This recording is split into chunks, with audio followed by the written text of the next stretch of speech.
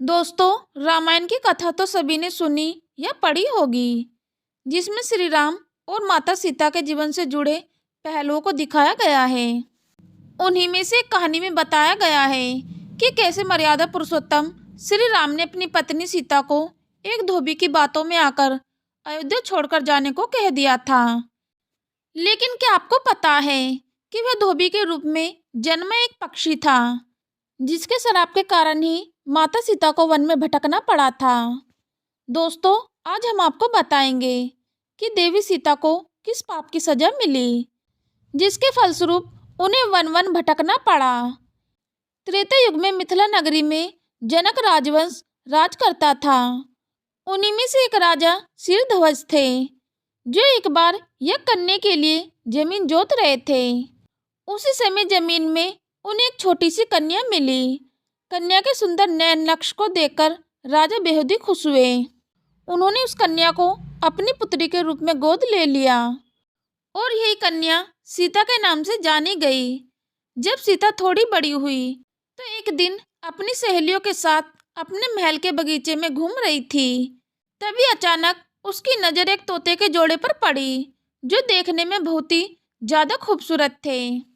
तोते का जोड़ा एक पेड़ पर बैठकर सीता जी के बारे में ही बातें कर रहा था। उनके मुख से अपने भविष्य की चर्चा सुनकर सीता जी को बड़ा आश्चर्य हुआ। कहते हैं उनमें से मादा तोता बोल रही थी कि पृथ्वी पर राम नाम से विख्यात एक बड़े सुंदर राजा होंगे और उनकी महारानी का नाम जानकी होगा। श्री राम देवी जानकी के साथ कई वर्षों तक राज करेंगे। धन्य है वह जानकी देवी और धन्य है वह प्रजा, जिन्हें प्रभु श्री राम जैसे राजा मिलेंगे। एक साधारण से तोते के मुख से अपने भावी पति का नाम सुनकर माता सीता अचंभित हो गई। उन्हें अपने बारे में और जानने की इच्छा जागृत हुई। इसलिए माता सीता ने अपने महल के पहरेदारों को बुलाकर दोनों पक्षियों को पकड़ लिया और फिर दोनों को पुचकारते हुए पूछा, तुम दोनों पक्षियों को भविष्य के बारे में इतना ज्ञान कहाँ से प्राप्त हुआ है?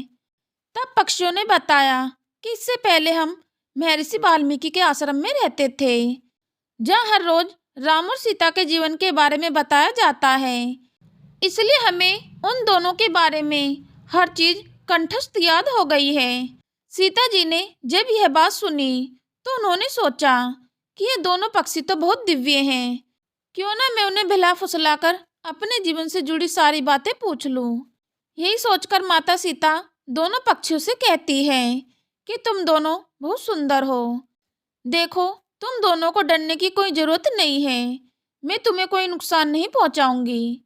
तुम बस मुझे यह बताओ कि राम कौन है और उनका विवाह जानकी से कैसे होगा।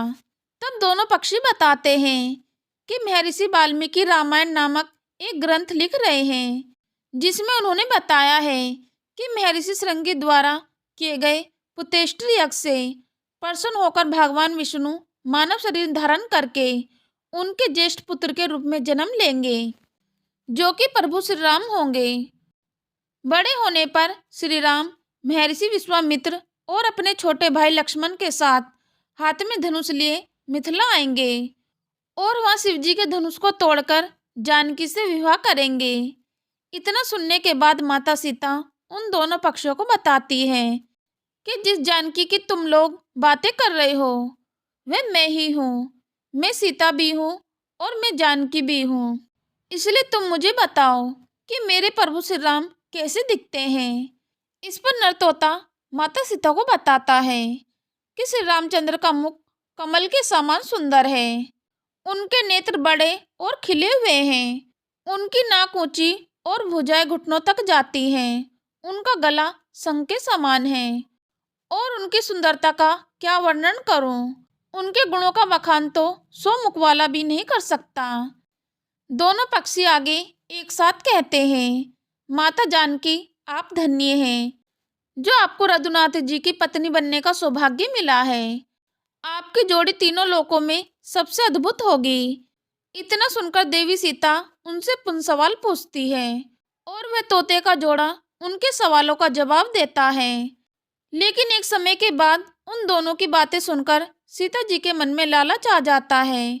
इसलिए वह उन दोनों पक्षियों से कहती है कि जब तक मेरा विवाह नहीं हो जाता तुम दोनों मेरे साथ राजमहल में रहोगे।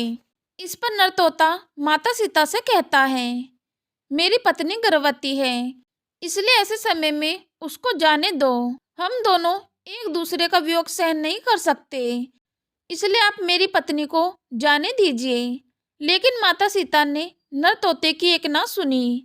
इस पर मादा तोते ने माता सीता से गिड़गिड़ाते हुए कहा, मैं गर्भवती हूँ, आप मुझ पर तरस खाइए, मुझे जाने दे। मैं अपने स्थान पर जाकर बच्चे पैदा करूंगी और आप चाहोगी तो उसके बाद में फिर से यहाँ पर आ जाऊंगी। लेकिन देवी सीता तोते को छोड़ने के लिए तैयार नहीं थी। इस पर मादा तोते को गुस्सा आ गया और वह माता सीता को श्राप देते हुए कहती है कि जिस तरह तुमने गर्भावस्था में मेरे पति से मुझको अलग कर दिया है, वैसे ही गर्भावस्था के दौरान तुमको भी पति वियोग सहना पड़ेगा। इतना कहकर मादा तोता वहीं अपने प्राण त्याग देती है। मादा तोता के प्राण त्यागने के बाद नर तोता भी अपनी पत्नी के वियोग में प्राण त्याग देता है। लेकिन प्राण त्यागने से पहले वह माता सीता से कहता है कि तुमने जो कर्म किया है उसकी सजा तुम्हें मिलकर ही रहेगी और तुम्हें सजा दिलाने के लिए मैं मनुष्य से भरी श्री राम की नगरी अयोध्या में इंसान के रूप में जन्म लूंगा और मेरे ही कारण तुम्हें पति के वियोग का दुख उठाना पड़ेगा। कहा जाता है कि तोते की बात सुनकर माता सीता को बेहद ही दुख हुआ, लेकिन तब तक बहुत देर हो चुकी थी और माता सीता चाहकर भी कुछ नहीं कर सकती थी। बताया जाता है कि अगले जन्म में यह तोता वही धोबी था जिसने माता सीता के चरित्र पर उंगली उठाई थी, जिसके बाद प्रभु श्री राम ने माता सीता को गर्भावस्था के दौरान त्याग दिया था। तब माता सीता वन में भटकते हुए महर्षि वाल्मीकि के आश्रम में पहुंची और वहीं पर उन्होंने लव और कुश को जन्म दिया। मित्रों, आपने अक्सर लोगों को कहते सुना होगा कि हमें हमारे कर्मों का फल हमें यही मिलता है। इस कहानी से यह बात सिद्ध भी हो जाती है कि कर्म के फल से कोई भी नहीं बच सकता, फिर चाहे वह भगवान राम हो या माता सीता, सभी को अपने कर्मों का फल भोगना ही पड़ता है। तो दोस्तों, यह थी आज की वीडियो। आशा करती हूँ आपको आज की वीडियो पसंद आई होगी। वीडियो पसंद आई हो तो वीडियो को लाइक करें, वीडियो को शेयर करें। वीडियो पर अगर आप अपनी राय को देना चाहते हैं तो कमेंट के माध्यम से दे सकते हैं। चैनल पर अगर नए हो तो चैनल को सब्सक्राइब करना ना भूलें और नीचे दिए गए कमेंट बॉक्स में जय श्री राम अवश्य लिख दें। धन्यवाद।